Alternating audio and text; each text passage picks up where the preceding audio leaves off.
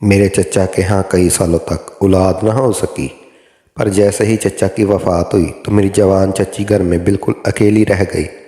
हम 5 बहन भाई थे, लिहाजा मेरी वालदा ने मुझे चाची के हवाले कर दिया। यानी अब मैं अपने घर की बजाय चाची के घर रहता था। मैं भी जवानी की दहलीज में कदम रखता हुआ नौजवान लड़का था। पहले महीने तो चाची का रवैया मेरे साथ बहुत ही अच्छा रहा, फिर आहिस्ता आहिस्ता हमारे दरमियान बेतकल्फियाँ बढ़ती चली गईं और हम एक दूसरे से हंसी मजाक भी करने लग गए थे। फिर एक रोज़ रात को तकरीबन 2 बजे के करीब ना जाने चच्ची को क्या हुआ था कि उन्होंने मुझे गहरी नींद से जगाया और फिर बेकाबू होकर पूरे 2 घंटे आज मेरी चाची का रो रो कर बुरा हाल हो रहा था। मैं अपने वालिदैन के साथ दूसरे गांव से चचा की वफ़ात पर उनके घर पहुंचा था। चचा और चच्ची को अपनी कोई औलाद नहीं थी, फिर भी चच्ची दोनों ने अपनी सारी ज़िंदगी एक दूसरे के लिए ही वक्फ कर दी थी। लेकिन चचा की अचानक यूं छोड़ जाने पर चच्ची बहुत गमज़दा हो चुकी थी। मेरी माँ इन्हें मुसलसल तसल्लियाँ दे रही थी, लेकिन चचा को बार बार गशी के दौरे पड़ रहे थे। 3 दिन मेरी वालदा ने चच्ची को संभालने में ही गुजार दिए थे। चचा की मलकियत में बहुत सी ज़मीनें थी जिनसे इन्हें हर माह अच्छी खासी आमदनी होती थी, इसलिए चचा के गुजर जाने के बाद माली तौर पर चच्ची को कोई मसला नहीं था, लेकिन उन्हें एक सहारे की असल ज़रूरत थी। चच्ची की उम्र 32 साल के करीब हो चुकी थी और वो अभी तक अपनी बाकी ज़िंदगी चचा के नाम पर ही बिताना चाहती थी। घर में सबसे छोटा मैं था। मेरे 4 बहन भाई मुझसे बड़े थे और मेरे घर में ज़्यादा ज़रूरत महसूस नहीं की जाती थी। मैं इस वक्त 15 साल का था। वालदा ने कहा कि हम चच्ची को अकेला नहीं छोड़ सकते, इसलिए सुलेमान तुम इनके पास ही रहो ताकि इन्हें बेटे की कमी महसूस ना हो और वो तन्हाई से बच सके, वरना चच्ची बशीर को याद करके बहुत बीमार पड़ जाएंगी। चच्ची भी इस बात पर राज़ी हो गई और बोली, हाँ सुलेमान को यहीं छोड़ दो। मेरे वालिद ने कहा, सुलेमान यहीं रहेगा और मैं इसका दाखिला यहीं के स्कूल में करवा देता हूँ और इसकी तालीम पर जितना भी खर्च आया मैं खुद ही उठाऊँगा। चाची ने फ़ौरन जवाब दिया, भाई साहब कैसी बात कर रहे हैं, ये मेरे बेटे जैसा है और मैं अकेली जान कहाँ इतने पैसे खर्च करूँगी। कोई ज़रूरत नहीं कि आप इसके खर्च का सोचें। लेकिन वालिद ने साफ मना कर दिया और कहा वो खुद तमाम खर्च उठाएंगे। मैं चाची के साथ रहने लगा और मेरा बहुत बड़ा ख्याल रखने लगी, लेकिन उसके बाद मेरे साथ जो वाक़यात पेश आने लगे उन्होंने तो मुझे परेशान करके ही रख दिया। वैसे तो चाची का घर काफ़ी बड़ा था, जिसमें 4-5 कमरे थे, लेकिन जब मैं अलग कमरे में सोने की कोशिश करता तो चाची कहती, सलमान अकेलेपन में मुझे बड़ी घबराहट होती है, ऐसा करो मेरे कमरे में आकर सो जाया करो। मैंने चाची की बात मान ली और उनके कमरे में सोने लगा। उनके बेड के करीब अपनी चारपाई बिछा लेता। नींद का पक्का मैं था, क्योंकि स्कूल सुबह जाना होता था, वापस आकर स्कूल का काम करना होता और फिर चाची के लिए बाज़ार से सामान ला कर देना और छोटे मोटे कामों में उनका हाथ बटाना भी मेरा मामूल बन चुका था। सारा दिन मुझसे बातें करती रहती, लेकिन एक रात जो कुछ मैंने देखा उसने तो मेरे होश ही उड़ा दिए। पता नहीं क्यों, लेकिन मुझे नींद नहीं आ रही थी।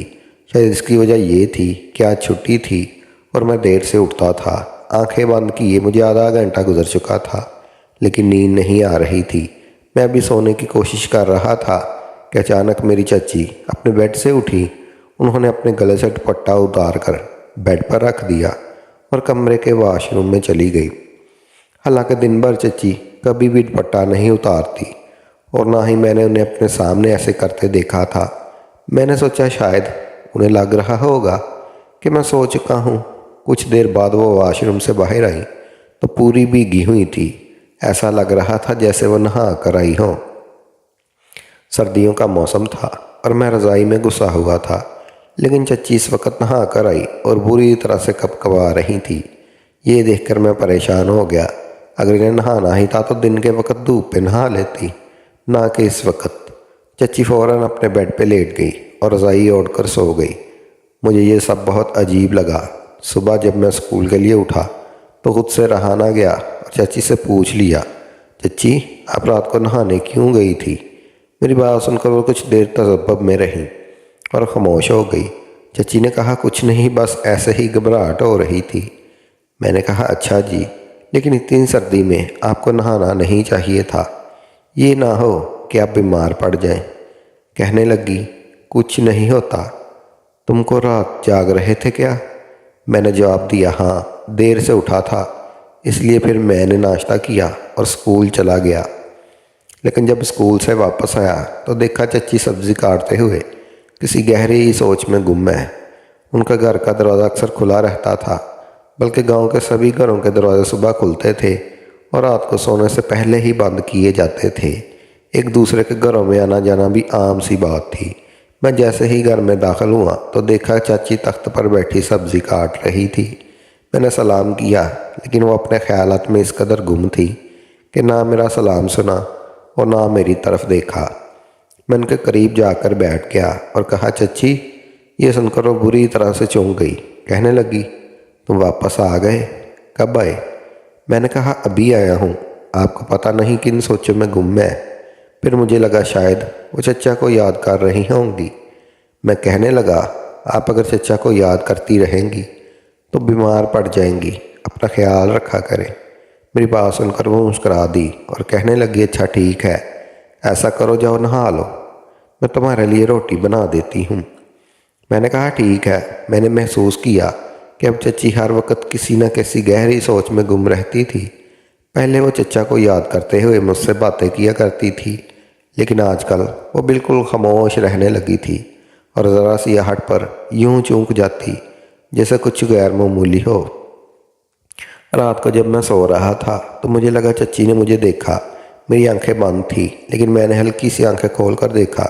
कमरे में अंधेरा था, लेकिन खिड़की से आती चांद की रोशनी में चच्ची का वाज़ेह साया नज़र आ रहा था। वो मेरी चारपाई के करीब आई, शायद ये देखने के लिए मैं सो रहा हूँ या जाग रहा हूँ। जब उन्हें लगा कि मैं सो चुका हूँ, वो दोबारा वापस चली गई। इस बार चाची पूरे 2 घंटे बाद वॉशरूम से बाहर आई और इस बार भी नहा कर आई थी। मैं हैरान था कि वॉशरूम में इतना वक्त क्यों लगा रही हैं। इतनी सर्दी में 2 घंटे तक नहाना किसी सेहतमंद इंसान के बस की बात नहीं होती। जब वो बाहर आई तो बुरी तरह कपकपा रही थी। उनका पूरा वजूद ठंड से लरज़ रहा था, लेकिन पता नहीं क्यों वह नहा कर आई। ये सब देखकर मैं बेहद हैरान था। वही हुआ जिसका मुझे डर था। अगले ही रोज़ जब मैं उठा तो चच्ची मुझे नाश्ता बना कर देने के लिए उठी। नहीं, जब मैंने चच्ची से कहा मुझे देर हो रही है, नाश्ता बना दे, तो कहने लगी, मेरे जिस्म में बहुत दर्द है, मुझसे नहीं उठा जा रहा। मैं चच्ची के पास गया और उनके माथे पर हाथ रखा तो वो बुरी तरह से बुखार में तप रही थी। मैंने कहा, यह बुखार आपको किस लिए हुआ? क्या आप रात को नहाती हैं? आज रात भी आपने नहाने लगी थी और पूरे 2 घंटे बाद वापस आई। ये सुनकर उनकी बुखार से आंखें बंद भी खुल गई। कहने लगी, तुम्हें कैसे पता? मैंने कहा, चच्ची, मुझे नींद नहीं आ रही थी। मुझे समझ नहीं आती कि आप रात को क्यों नहाने चली जाती हैं। वो अपनी आंखें बंद कर कहने लगी, तुम्हें नहीं बता सकती, तुम अभी बच्चे हो, मेरी बात को समझ नहीं सकते। पता नहीं क्या मसला था और क्या। बहरहाल मैंने स्कूल से छुट्टी कर ली और चच्ची ने जिस हकीम के पास मुझे दवाई लाने के लिए भेजा, मैं वहाँ चच्ची की कैफियत बताकर दवाई ले आया और चच्ची को नाश्ता भी बना कर दिया। उन्हें दवा पिलाई। कुछ देर में ही बुखार की शिद्दत कम हो गई। मैंने कहा, देखें, मैं आपको अपनी माँ की तरह समझता हूँ, इसलिए मुझे आपकी फ़िक्र रहती है। आप क्यों रात को नहाती हैं? कहने लगी, कहा तो है तुम्हें नहीं बता सकती, बहरहाल मेरी वजह से तुम्हें परेशानी उठानी पड़ी। मैंने कहा, कोई बात नहीं चच्ची, मैंने आप अम्मी से कभी फ़र्क नहीं समझा। कहने लगी, मैं भी तुम्हें अपने बेटे की तरह समझती हूँ, बल्कि तुम्हारे आने से तो मेरी सारी हसरतें पूरी हो गई। कि मेरा कोई बेटा होता तो तुम्हारे जैसा होता और तुम्हारी तरह ही मेरा ख्याल रखता। 2 दिन मैं स्कूल नहीं गया, चच्ची की इतनी खिदमत करता रहा। तीसरे दिन उनकी तबीयत कदरे बेहतर थी, लेकिन मैंने अपना नाश्ता खुद बनाया और नाश्ता करके स्कूल चला गया। लेकिन जैसे ही मैं वापस आया तो मेरी चाची रो रही थी। मैं घर के अंदर दाखिल हुआ तो मैंने कहा, चाची, आपकी तबीयत ठीक है? आप क्यों रो रही हैं? कहने लगी, मेरे बस में नहीं है, लेकिन मुझसे बर्दाश्त नहीं होता। मैंने कहा, चच्ची, अब क्या बर्दाश्त नहीं होता? क्या हुआ है आपको? कुछ देर तो वह मेरे चेहरे की तरफ देखती रही, फिर अपने कमरे में जाकर कुंडी लगा ली। मैं परेशान हो गया और कमरे का दरवाज़ा खटखटाने लगा। कहने लगी, सलमान कुछ देर के लिए मुझे तन्हा छोड़ दो। तुम्हारा खाना किचन में तैयार करके रख दिया है, वो खा लो और मुझे तंग ना करो। मैं खुद ही कमरे से बाहर आ जाऊंगी। लेकिन मेरे दिल को बेचैनी ने जकड़ लिया था, इसलिए मैं सहन से कमरे में खुलने वाली खिड़की से अंदर झांक देखने लगा। जो मंजर मेरी आंखों ने देखा, मेरे तो होश ही उड़ गए। चाची इस वक्त पूरी बेलबाज थी। अगले ही पल में फौरन खिड़की से हट गया और अपनी आंखों पर हाथ रख लिया। दिल तो जैसे मेरे सीने में ही थम चुका था। ये मैंने क्या कर दिया था? जाने अनजाने में ही सही, मैंने चाची को इस हालत में देख लिया था। इससे ज़्यादा मैं कुछ सोच भी नहीं सकता था। मुझे इस वक्त अपने आप से घिन आने लगी थी। मैंने खिड़की से झांका क्यों? मेरा तो ये अंदाज़ा था कि वो कमरे में बैठकर रो रही होंगी। पहले ही उनकी तबीयत ठीक नहीं थी और ये मैं नहीं चाहता था कि वो चचा की जुदाई में डिप्रेशन का शिकार हो जाए। लेकिन जो कुछ मैं देख चुका था वो मेरे गुमान में नहीं था। मेरा फ़ौरन खिड़की से हटकर सहन में चारपाई पर बैठ गया। किचन में मेरे लिए खाना तैयार रखा हुआ था और भूख भी बहुत लगी थी। लेकिन जो कुछ मैं देख चुका था उसके बाद मेरी भूख बिल्कुल ख़त्म हो चुकी थी।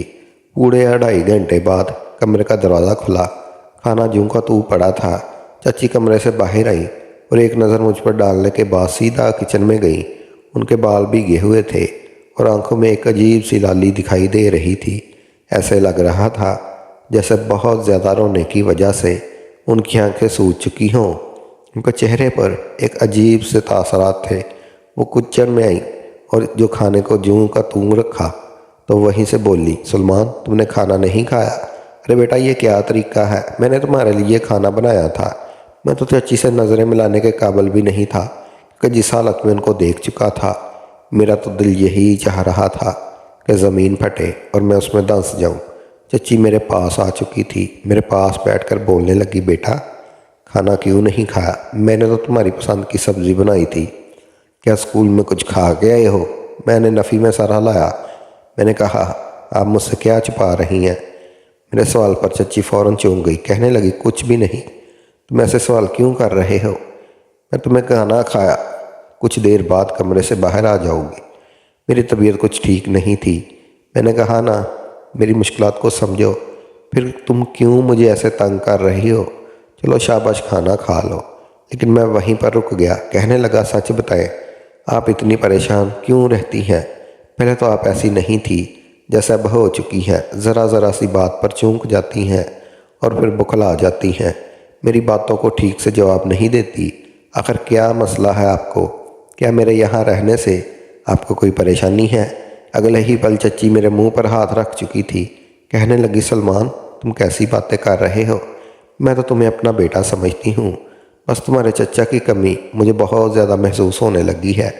जब भी तुम्हारे चचा मुझे याद आते हैं तो मैं अपने जज्बात पर कंट्रोल नहीं कर सकती।